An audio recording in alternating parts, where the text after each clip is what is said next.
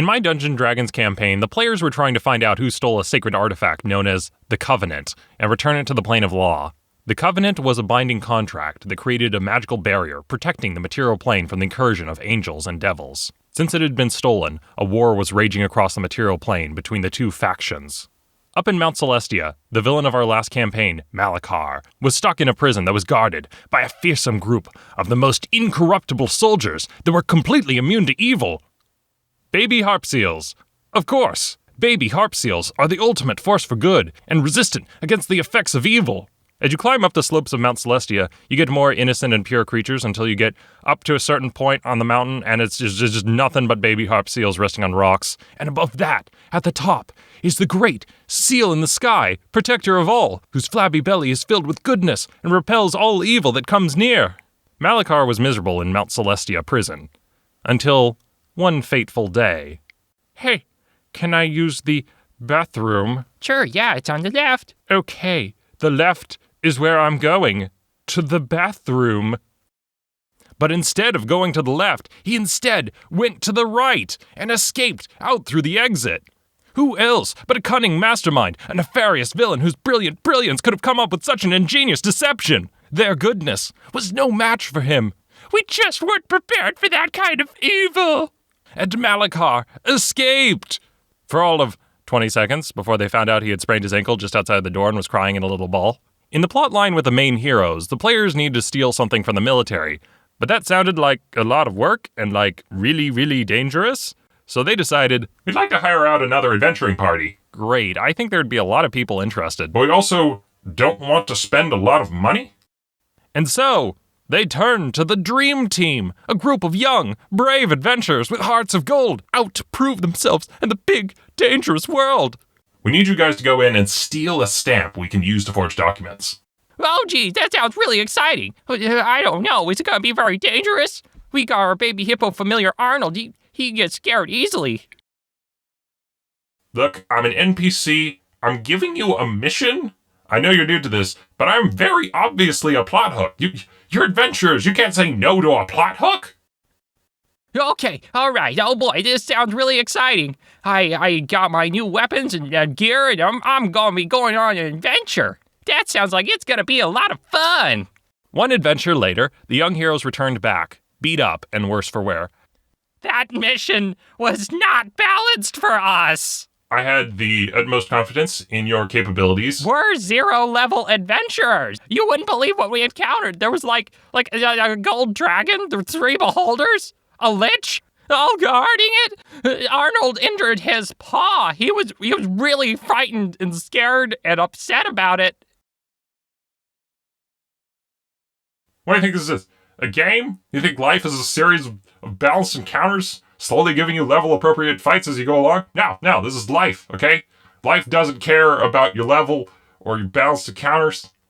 There are charts for this kind of thing. Haven't you heard about challenge rating? Challenge rating. You're an NPC. You don't know what those are.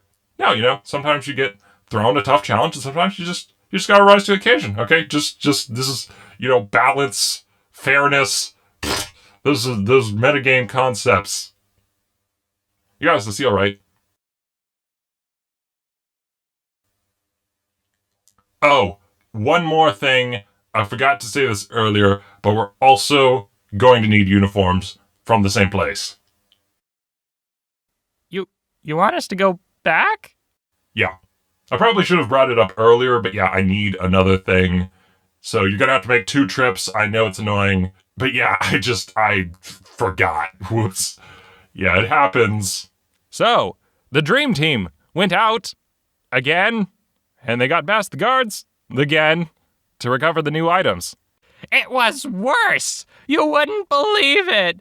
They increased the guards since last time. But you got the stuff? Now, here is your reward. 1 silver piece for the group, not each. Now, don't go spending it all in one place. But the level-appropriate reward chart says we're supposed to get... Hey, stop. You're an NPC. You don't know what those are. Later on in the story, the turtle friends were going to climb the Needles of Limb to get to the plane of law. The Needles were a series of bridges that connected different dimensions, and this location was a crossroads used to get to other planes of existence. Within, they found a spirit who had discovered dark secrets and been cursed by them. You must be cautious when you travel. I myself followed the bridges, and it took me to many fantastical places, but others dark and dangerous. Even so, there was one, a hideous place, that even the devils dare not tread. It is a land perpetually on fire, where the very air could kill you. No, you're scaring the little baby harp seal. Yes, and they call this dark plane of evil California! No! Not California! Yes, it is a place on the evil plane of law, where magic doesn't work, with a city shrouded in mist and mire, where people are perpetually in agony, and the beach is really cold, and there's the short prickly grass that's really irritating, with a dark citadel they call L.A. Once you enter, you'll become trapped there, unable to leave. They force you to stay? No, it's just because of the traffic. It's really bad. I haven't seen it that bad anywhere else in the multiverse. I told you not to talk about California, not in front of the children. They need to know, damn it! They need to know that there are some places that if they were to travel to would turn them into degenerate, deranged, mutated monsters. What kind of sadistic creatures could live there? God help us if we ever find out. God help us. Eventually, after a lengthy mission, the players recovered the Covenant and went to return it to the plane of law, speaking with an angel. Thank you for recovering the Covenant, brave heroes. Because of you, order will be restored. Oh, you want this? Well, we're not giving it to you. What? Why?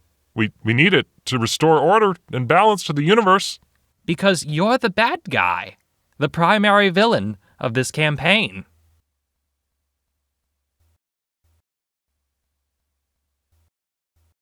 You can't be serious.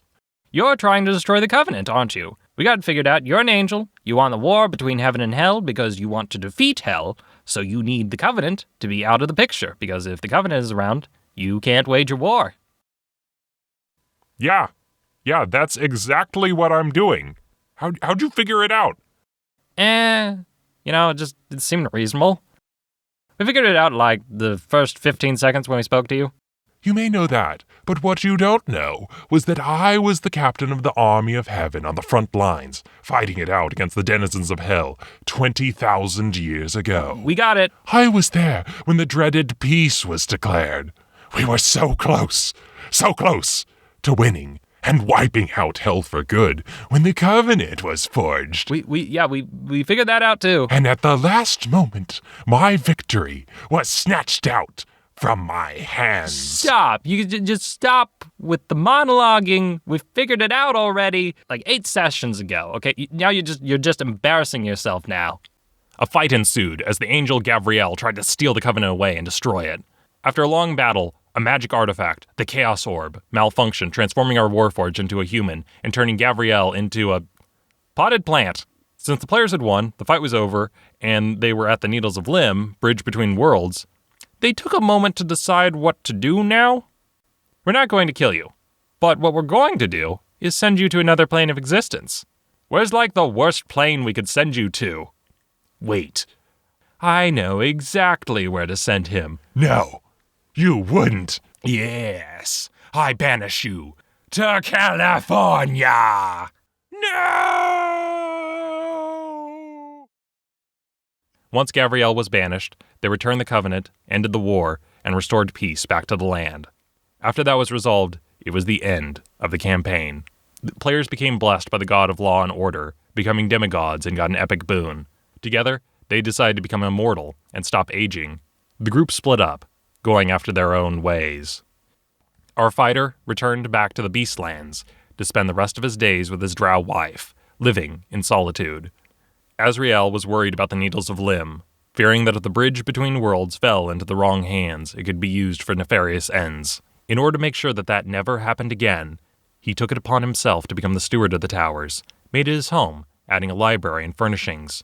At first, Shiro and Azrael ran a guild together, but over time, the two began to drift apart until they had a falling out.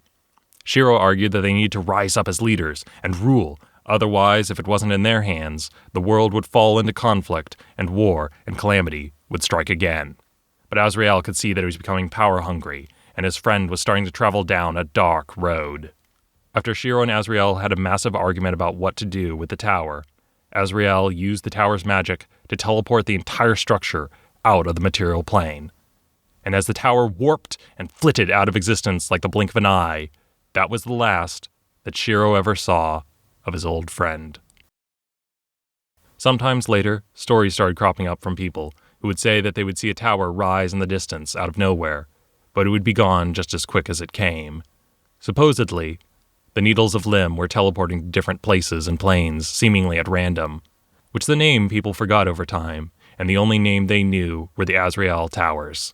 Whenever there was a problem or adventurers needed an old, wise mentor, sometimes they would find their way to the tower, or other times, the tower would find its way to them. And for Michel, well, he didn't talk much to the others, so he left down the same road he came before, and they never met him again. Where was he going? What did he want to do? No one could say for sure.